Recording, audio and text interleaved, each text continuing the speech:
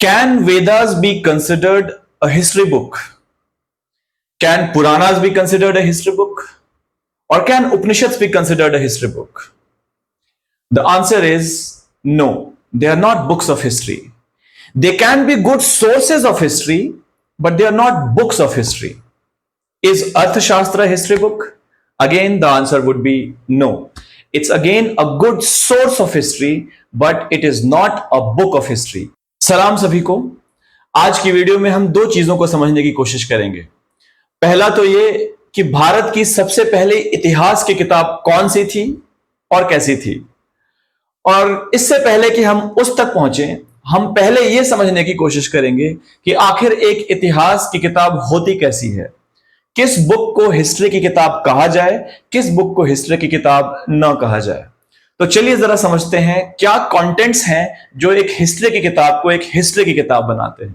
बहुत सारी किताबें हैं जो हिस्ट्री लिखने के आर्ट को या फिर किसी एक हिस्ट्री की किताब में क्या एसेंशियल एलिमेंट्स होने चाहिए उसके बारे में बड़े डिटेल तरीके से एकेडमिक डिस्क्रिप्शन देते हैं। फॉर एग्जाम्पल, एक जो सबसे कॉमन नाम समझा जाता है इस फील्ड का वो है E.H. कार की किताब व्हाट इज हिस्ट्री। हालांकि इस वीडियो में मैं किसी भी एकेडमिक किस्म की बात नहीं करूंगा, मैं कुछ जनरल डिस्क्रिप्शंस देने वाला हूं जो कि इतिहास की किताबों में होते ही होते हैं। अक्सर यह समझा जाता है कि इतिहास की किताबें डेट्स की बात करती हैं। नो डाउट डेट्स की बात होती है इतिहास की किताबों में, लेकिन उस प्रोमिनेंस से नहीं जिस प्रोमिनेंस से उसे समझा जाता है। तो सबसे इसेंशियल चीज जो मेरे हिसाब से एक इतिहास की किताब में होती है और होनी चाहिए वो है events. Events are more important than dates. दूसरी सबसे बड़ी चीज जो मेरे हिसाब से एक इतिहास की किताब में होती है वो है changes. Now considering changes, the entire past can be called history, but that is not true. Entire past is also not history. History is very filtered past of important changes, filtered past of important events. And the third thing which events and changes leads to is processes. So let's say there is one event and there is another event and there is a gap of 200 years between these two events. There must be some development which happened between these two major events. These developments are called processes, which brings me to my third point, which is processes. तो एक इतिहास की किताब में events, changes और processes का एक बहुत अच्छा मिश्रण होता है। चौथी सबसे इंपॉर्टेंट चीज जो एक इतिहास की किताब में होनी ही चाहिए वो है इन प्रोसेसेस, इवेंट्स और चेंजेस को क्रोनोलॉजिकली अरेंज करने का काम। सबसे जरूरी काम एक इतिहास की किताब में यही होता है। अगर इन प्रोसेसेस को हम क्रोनोलॉजिकली अरेंज नहीं करते तो वो एक इतिहास की किताब नहीं कही जा सकती। अगली चीज, अगला एलिमेंट जो मुझे लगता है बड़ा ही इंपॉर्टेंट है इतिहास की किताब को पढ़ने के लिए वो होता है इंस्टीट्यूशंस। आप इवेंट्स, प्रोसेसेस और चेंजेस को क्रोनोलॉजिकली अरेंज भी कर दें तो आप वहां पर बात किन चीजों की कर रहे हैं? क्या आप सिर्फ पॉलिटिकल इवेंट्स की बात कर रहे हैं, या फिर आप सोशल इंस्टीट्यूशंस की बात कर रहे हैं, या फिर आप इकोनॉमिक इंस्टीट्यूशंस की बात कर रहे हैं?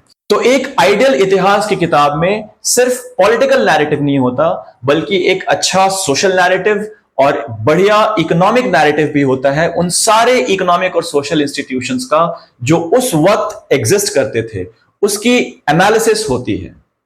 एक और बात जो इतिहास की किताब को बहुत पिक्यूलियर बनाती है वो है use of sources.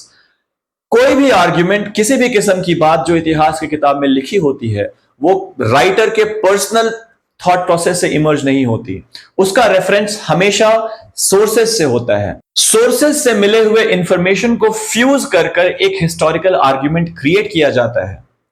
For example, अगर एक लिटरेरी सोर्स एक बात कहता है और उसी बात का एविडेंस हमें किसी आर्कियोलॉजिकल सोर्स में मिलता है, या फिर किसी ट्रैवलर के डिस्क्रिप्शन में मिलता है, या फिर हमें उसका एविडेंस किसी कॉइन में मिलता है, तो इसका मतलब है हम उन दोनों इंफॉर्मेशन को, उन 4-5 अलग अलग बिखरे हुए इंफॉर्मेशन को एक साथ मिलाकर फ्यूज कर एक हिस्टोरिकल आर्ग्यूमेंट क्रिएट कर सकते हैं साइंटिफिक तरीके से, रिसर्च के मेथड के through. That is an essential element of a history book. Nothing must be written out of personal choice or personal preferences of the historian. एक इतिहास की किताब में अगर पर्सनल आर्ग्यूमेंट्स होते भी हैं हिस्टोरियंस के, तो वो सोर्सेस को रेफर करके ही दिए जा सकते हैं। ये एक बहुत बड़ी लिमिटेशन है इतिहास की किताब की, और यही इसको पिक्यूलियर और इसको यूनिक भी बनाता है। तो ये लिमिटेशन अगर ना हो तो वो इतिहास की किताब एक लिटरेचर की किताब हो जाए, ऐसा तो फिर उसमें कोई भी कुछ भी लिख सकता है। तो अब जरा आगे बढ़ते हैं और जानने की कोशिश करते हैं कि इंडिया की पहली हिस्ट्री बुक कौन सी थी। अगर वेद इतिहास नहीं है, अगर पुराण इतिहास नहीं है, अगर अर्थशास्त्र इतिहास नहीं है, अगर उपनिषद इतिहास नहीं है, तो आखिर इतिहास की शुरुआत, इतिहास लेखन की शुरुआत कहां से हो रही है, किस किताब से हो रही है, कौन इंसान पहली बार ये अटेम्प्ट ले रहा है। एक बात तो तय है, एंशिएंट इंडिया में हिस्ट्री लिखने का ट्रेडिशन कुछ बहुत बढ़िया नहीं था। हमने अपने इतिहास को संजो कर रखना नहीं सीखा था, और इस मामले में ग्रीक्स और रोमन्स हमसे आगे निकल गए थे। यूरोपियन हिस्ट्री को रिकॉर्ड करने का ट्रेडिशन रोमन टाइम से ही शुरू हो चुका था, बट एंशिएंट इंडिया में इतिहास को लिखना ज्यादा जरूरी नहीं समझा गया। नो डाउट हमने कई बुक्स लिखी एंशिएंट इंडिया में, बट वो किताबें लिटरेचर की थी, वो किताबें साइंसेस की थी, वो किताबें मैथमेटिक्स की थी, वो किताबें अलग किस्म की थी, बट इतिहास की किताबें हमने नहीं लिखी। इतिहास के सबसे क्लोजेस्ट कोई किताब अगर समझी जा सकती है तो वो है पुराण, क्योंकि कई पुराणों में हमें कई कहानियां मिलती हैं, ऐसे राजाओं की जीनियोलॉजीज मिलती हैं जिससे हम हिस्टोरिकल इंफॉर्मेशन निकाल सकते हैं। हालांकि फिर भी पुराणों को इतिहास कहना सही नहीं रहेगा। They may be a very good source of history, may be better than other sources of history of ancient India, but still they were not history books. The first attempt to write history was taken in 12th century AD by a Brahmin scholar called Kalhan. तो भारत की पहली इतिहास की किताब कलहण ने लिखी, जिसका नाम था राज तरंगिनी। राज तरंगिनी का लिटरल मतलब होता है रिवर ऑफ किंग्स। तो इस किताब में कलहण ने कश्मीर के राजाओं की एक क्रोनोलॉजिकल हिस्ट्री लिखी। सबसे पहला अटेम्प्ट पूरे भारत में इतिहास लिखने का इसी को समझा जाता है।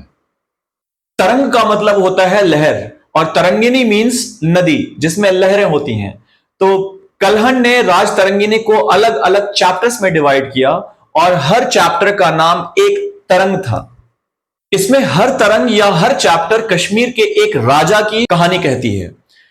इस किताब में कश्मीर के सबसे पुराने मिथिकल राजाओं से लेकर 12th सेंचुरी एडी तक की कहानी बयान की गई है। इस किताब को पोएटिक वर्सेस में लिखा गया, हालांकि इसको लिखने का इंटेंशन हिस्टोरिकल था। उपिंदर सिंह अपनी एंशिएंट इंडिया की किताब में कहती हैं कि राज तरंगिनी में दिया हुआ इंफॉर्मेशन कोई मॉडर्न हिस्टोरियन की तरह तो नहीं था, बट यह सबसे पहला सीरियस अटेम्प्ट था इंसान की हिस्ट्री को डिवाइन ऑरिजिन से नहीं बल्कि साइंटिफिक तरीके से समझने का। यह पहला सीरियस अटेम्प्ट था जिसमें राजाओं की कहानी को ह्यूमन नैरेटिव के थ्रू समझा गया। It was not theorised to be a divine intervention, unlike other books which focused on divine intervention. तो आइए समझते हैं कि आखिर क्यों यह एक पहली इतिहास की किताब थी। यह पहली इतिहास की किताब इसलिए थी क्योंकि इस किताब को लिखने के लिए, क्रोनोलॉजिकल लेयर्स को क्रिएट करने के लिए, कलहण ने सोर्सेस का यूज किया। उसने इंस्क्रिप्शनल सोर्सेस का यूज किया, कॉपर प्लेट इंस्क्रिप्शंस का यूज किया जिसमें लैंड ग्रांट्स का जिक्र आता है। उसने अर्लियर राज तरंगिनीज को रेफर किया। तो इस राज तरंगिनी के अलावा कुछ पुरानी राज तरंगिनी के वॉल्यूम्स भी एग्जिस्ट करते थे जो कि अब लॉस्ट हो चुके हैं, तो कलहण ने उन्हें भी रेफर किया एज अ लिटरेरी सोर्स। इसके अलावा कलहण ने कुछ ओरल ट्रेडिशंस को रेफर किया, और एक पुराण का जिक्र आता है नीलमत पुराण, जिसको उन्होंने as a literary source refer किया। हालांकि इन सोर्सेस को रेफर करते हुए कलहण ने कई जगह क्रिटिकल एनालिसिस भी किया है। फॉर एग्जाम्पल, किसी एक सोर्स में ऐसा उन्होंने लिखा हुआ पाया कि किसी एक किंग का रेन लगभग 300 सालों तक था। कलहण साफ ऐसा लिखते हैं अपनी किताब में कि ये उस पोएट का एक एग्जैजरेशन था। इस किस्म की किसी भी पॉसिबिलिटी पे हमें ध्यान नहीं देना चाहिए, ये एक सफेद झूठ है।